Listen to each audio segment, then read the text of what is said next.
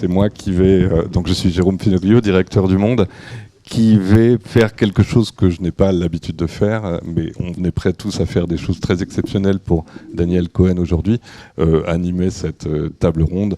On s'est dit à tous les trois qu'on allait lui donner la forme d'une conversation autour du thème qui tombe très bien, je pense, par rapport aux visions que nous avons eues de Daniel Cohen, de l'économie et de la démocratie. En tant que directeur du Monde, je suis sans doute une des personnes ici qui a eu le moins de relations personnelles profondes avec Daniel Cohen. Je vais vous expliquer quelle était la relation que j'avais avec lui et je peux vous dire que je suis particulièrement honoré et heureux d'être là parmi vous aujourd'hui et d'avoir entendu toute la matinée le kaléidoscope d'impressions, de tissu de relations qui a été tissé avec les personnalités brillantes qui sont là aujourd'hui et de vous constater l'impact extrêmement fort que Daniel Cohen a eu auprès de vous, auprès de nous tous, et en l'occurrence, en ce qui me concerne, auprès de l'institution qu'aujourd'hui je représente, qui est Le Monde. Je vais sacrifier au rituel des tables rondes, présenter mes deux camarades qui sont ici présents. Gilles Finkelstein, donc, est aujourd'hui secrétaire général de la Fondation Jean Jaurès, et c'est à ce titre qu'il va nous parler d'un Daniel Cohen à l'intérieur de la démocratie, un Daniel Cohen politique, puisque Daniel Cohen a été pendant une quinzaine d'années président du Conseil d'orientation scientifique de la Fondation Jean Jaurès.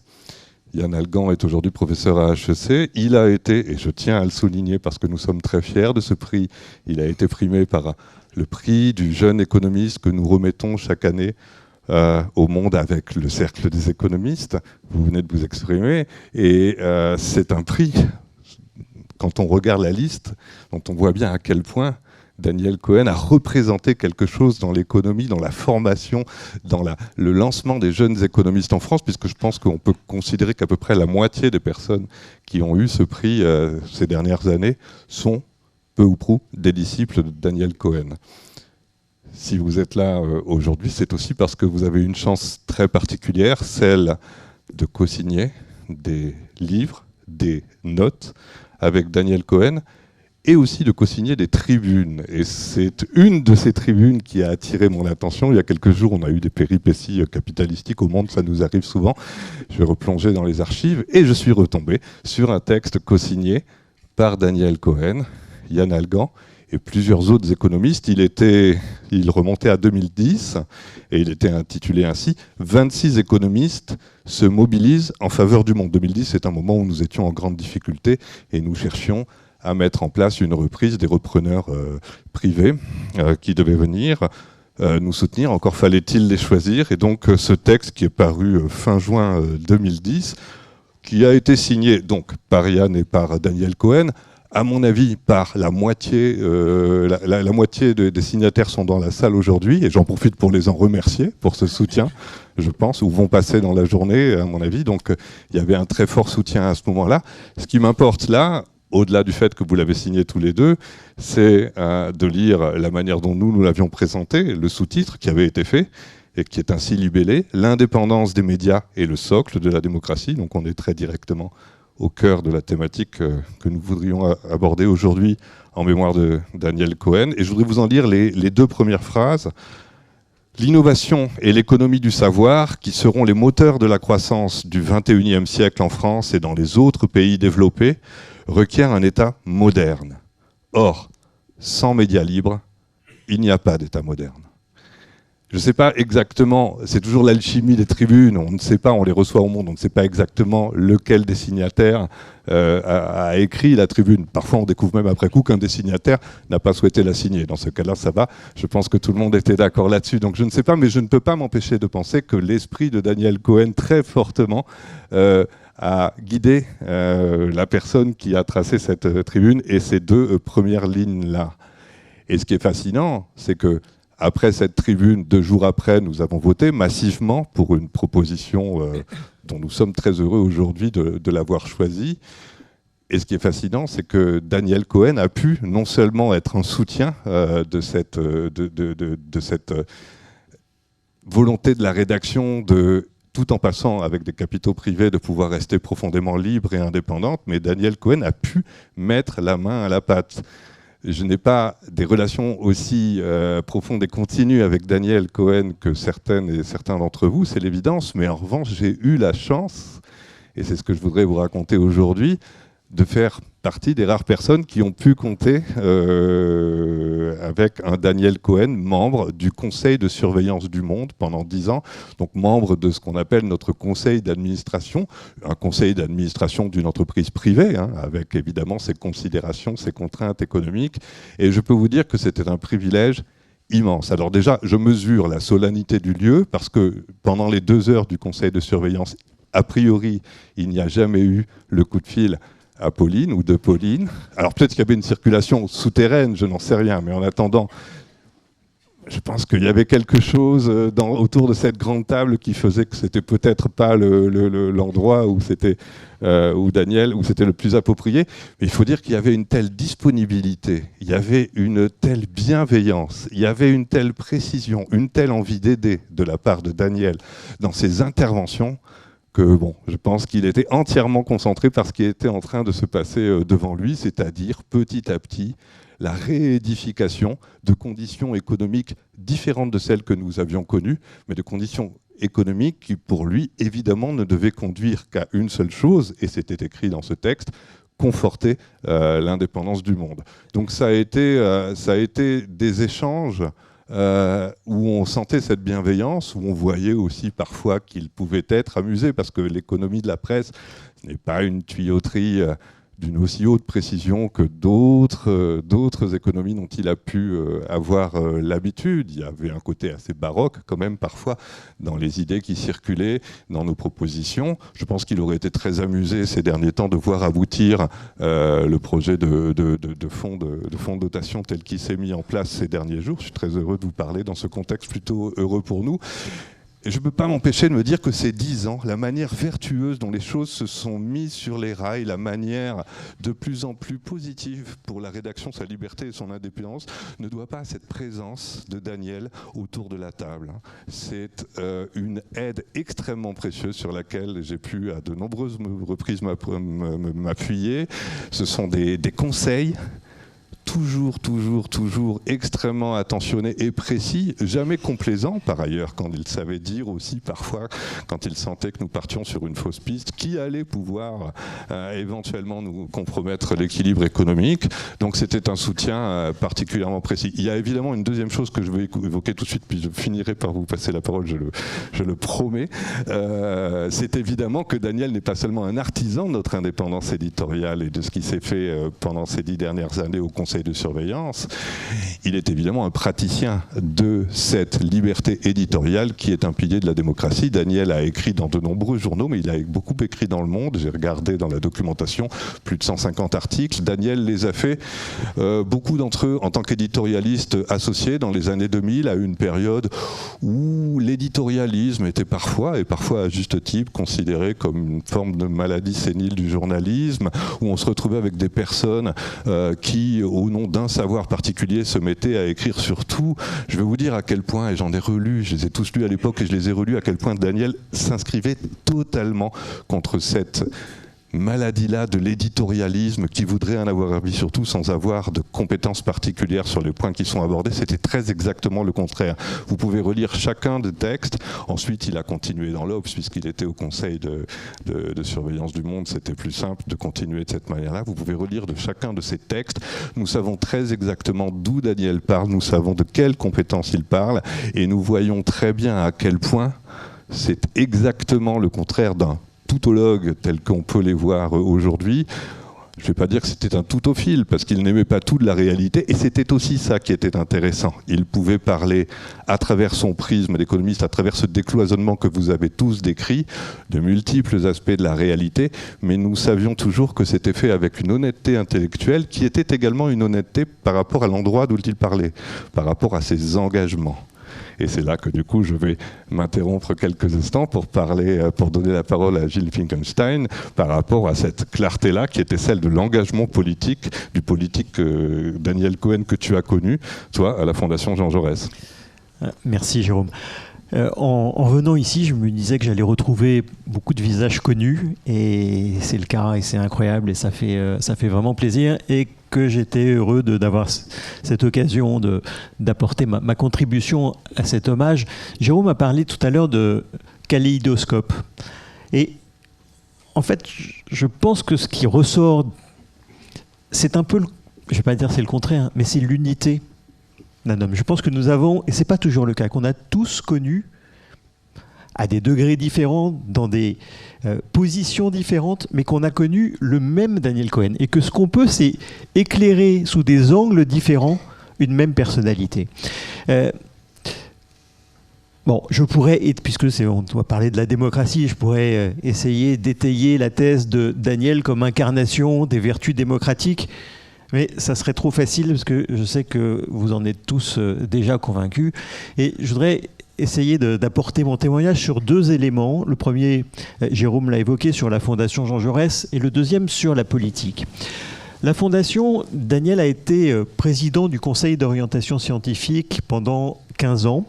Il a fait preuve d'une fidélité extraordinaire, et il est venu à un moment où la Fondation n'était pas du tout ce que la Fondation est aujourd'hui, et elle est ce qu'elle est aujourd'hui, en partie grâce à lui.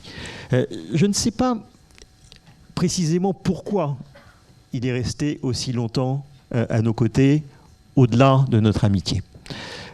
Je pense que c'était un mélange d'ancrage. Jean Jaurès, fondation fondée par Pierre Mauroy, une fondation qui se définit comme social-démocrate, c'était la gauche et c'était sa gauche. Mais je crois qu'il n'y avait pas que ça, qu'il y avait l'ancrage, mais qu'il y avait aussi, c'était un lieu de liberté.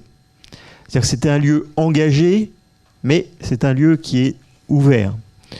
Et puis, la Fondation est un carrefour entre différents mondes, entre le monde académique, disons le sien, le monde politique, le monde de l'entreprise, les syndicats. Et donc, tout cela faisait que Daniel était comme un poisson dans l'eau dans cette fondation.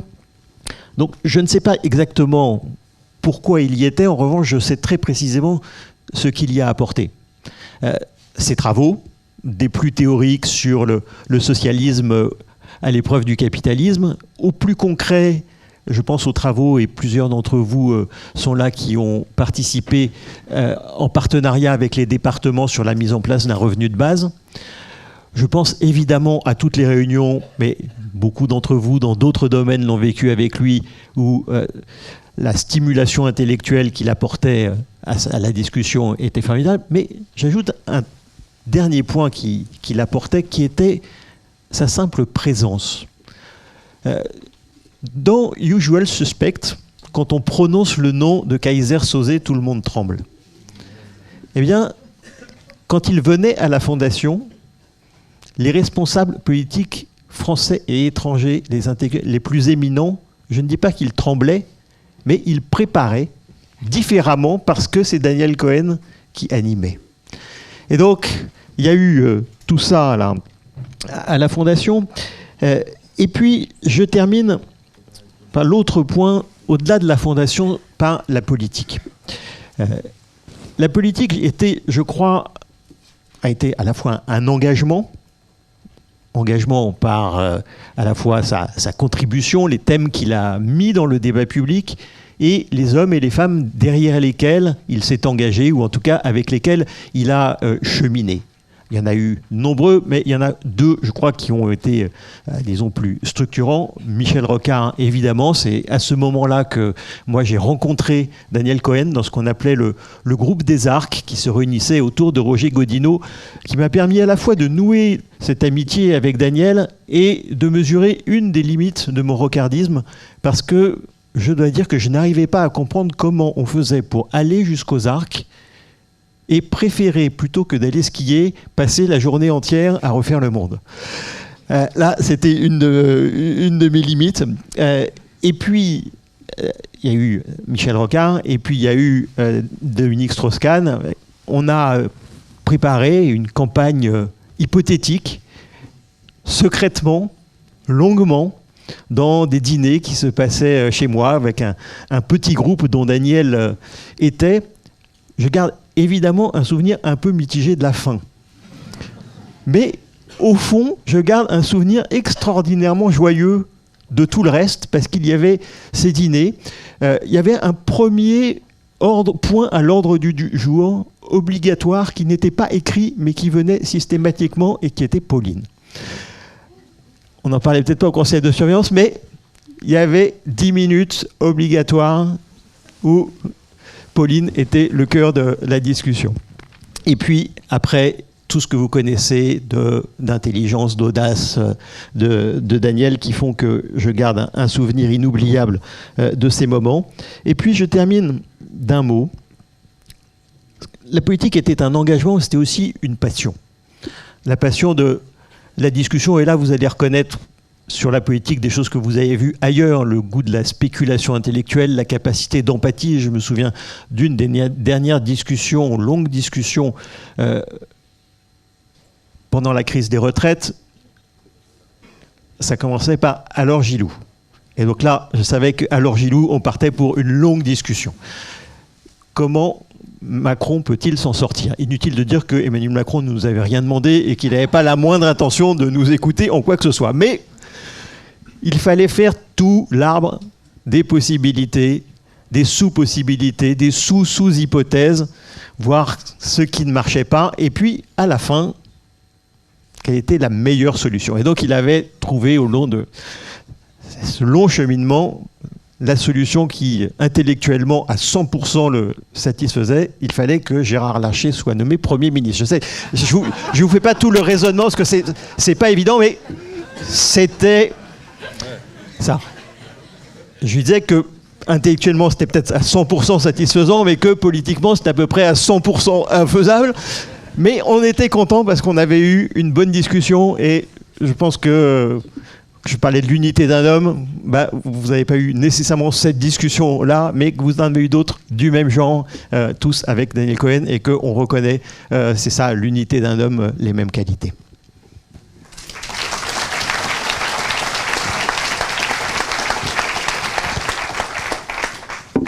Yann, de votre côté, donc, il y a eu aussi cette interaction démocratique qui est faire ensemble des notes, des livres, des tribunes aussi parfois, je l'ai dit.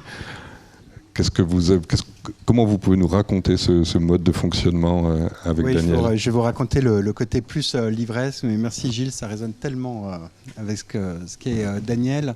Moi, j'ai pas eu la chance d'être étudiant de Daniel, mais je l'ai rencontré lorsque j'étais jeune prof d'université en arrivant au CEPREMAP.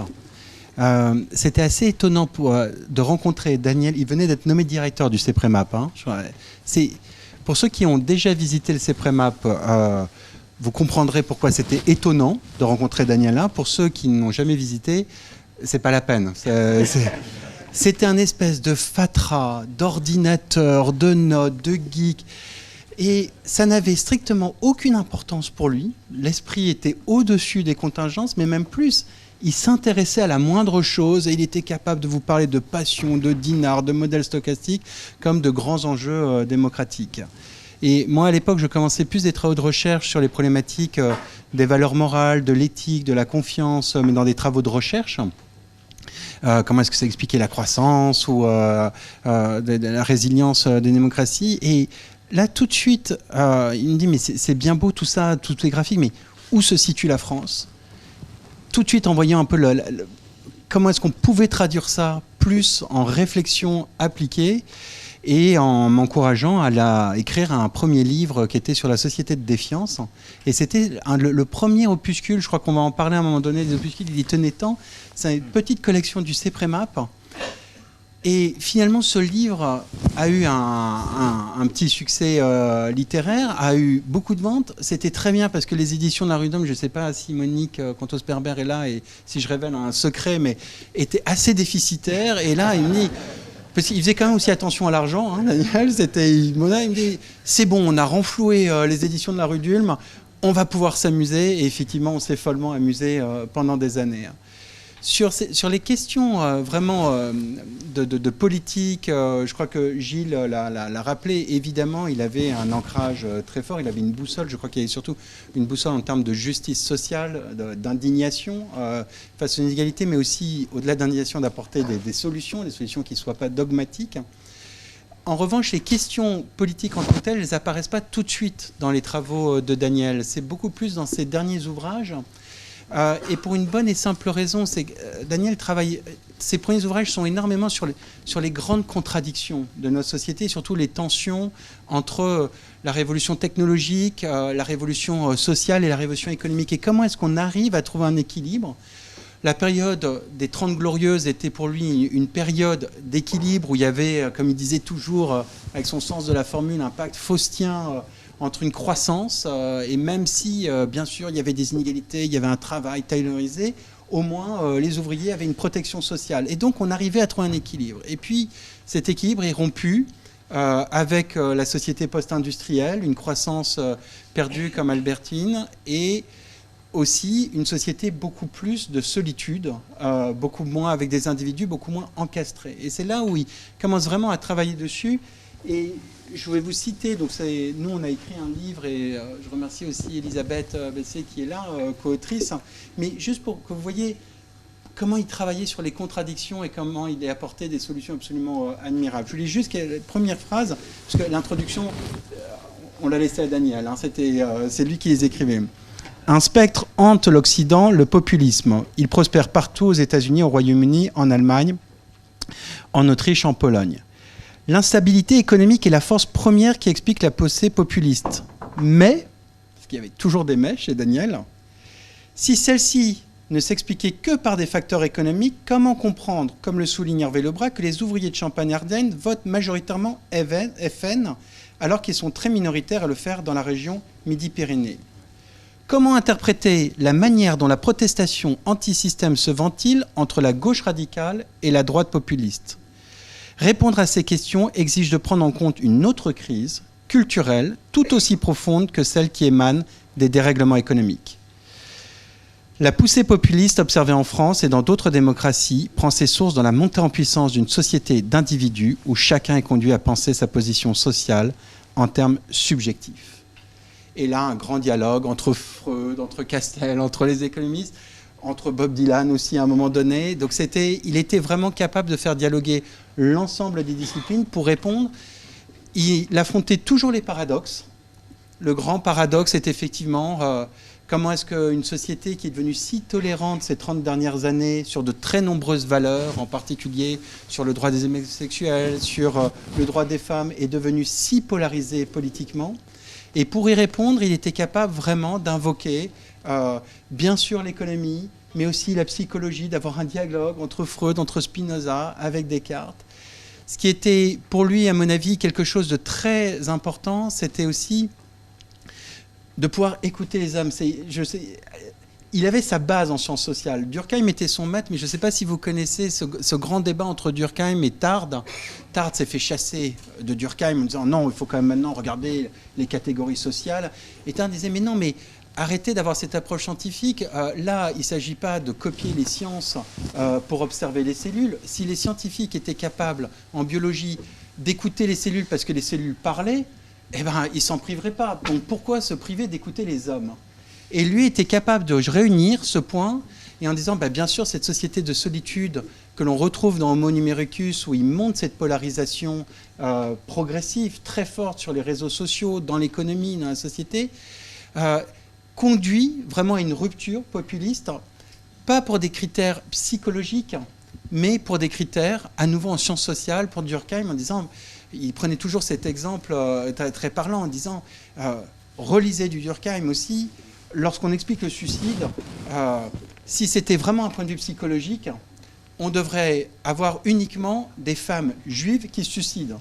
Pourquoi ? Parce que les juifs sont les plus névrosés, et là, c'était l'autorisation.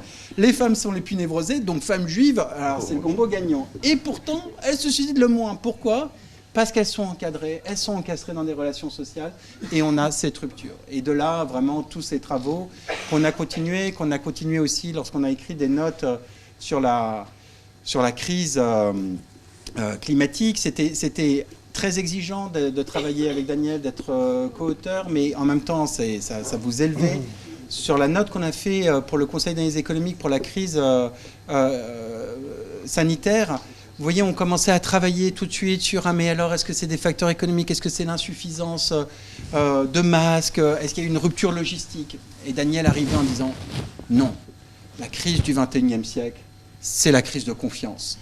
La crise de 2007, ce n'était pas la première crise du XXIe siècle. La crise financière, c'est la dernière crise du XXe siècle.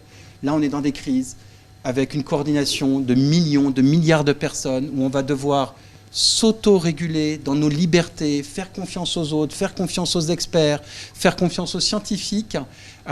Et ça demande vraiment de la coopération. Et donc, il avait cette capacité à monter vraiment tout de suite le débat. Ce qui est difficile, c'est qu'on écrivait un tome 2. Voilà, c'est difficile de relire ces notes, mais j'aimerais juste partager un point pour dire que c'était à la fois très exigeant intellectuellement, mais follement drôle, parce qu'effectivement, on parlait de plein d'autres choses. On parlait aussi, bien sûr, politique, on parlait de sport. Oui, vous avez raison, il était passionné de tennis, mais c'est là où on voit vraiment la particularité de Daniel. Il vous en parlait à la fois psychologiquement et scientifiquement. Il disait, Yann, tu as vu le match de Federer contre Nadal. Federer ne pouvait pas gagner à cause du revers gauche de Nadal. Et alors, il faisait geste scientifiquement, regarde la trajectoire de la balle, il fallait attraper les balles, enfin, etc. Et en même temps, il disait, et là, psychologiquement, il a vrillé, il pouvait pas. Et il mélangeait la science et la psychologie. Et il mettait de l'esprit partout, en toute chose, et du cœur en toute chose. Et on vivra en essayant d'être digne de cela. Voilà, merci.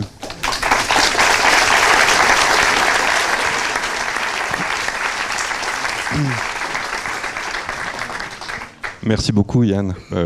Et Gilles, à vous entendre tous les deux, à vous entendre depuis ce matin, je me dis que profondément, ce qui fait que c'était quelqu'un de profondément auquel nous sommes si attachés, c'est que il essayait d'écrire et d'agir du coup dans un sens qui était un sens profondément démocratique, celui de faire tenir les choses ensemble, les expliquer, essayer de résoudre, de dominer, de surmonter les contradictions, les paradoxes, essayer d'expliquer les choses dans un sens qui fait que... c'est d'ailleurs ce qu'on voit, j'ai parlé de kaléidoscope tout à l'heure, évidemment c'est pas le kaléidoscope des personnalités Daniel Cohen, c'est évidemment le kaléidoscope des interactions entre le Daniel Cohen que vous avez tous connu, qui est à peu près le même, et celui qui faisait tenir une immense société que vous représentez aujourd'hui, tous ensemble, une société brillante, différente, avec différentes considérations, différents secteurs économiques, différents liens disciplinaires à l'intérieur de vos savoirs et de vos connaissances.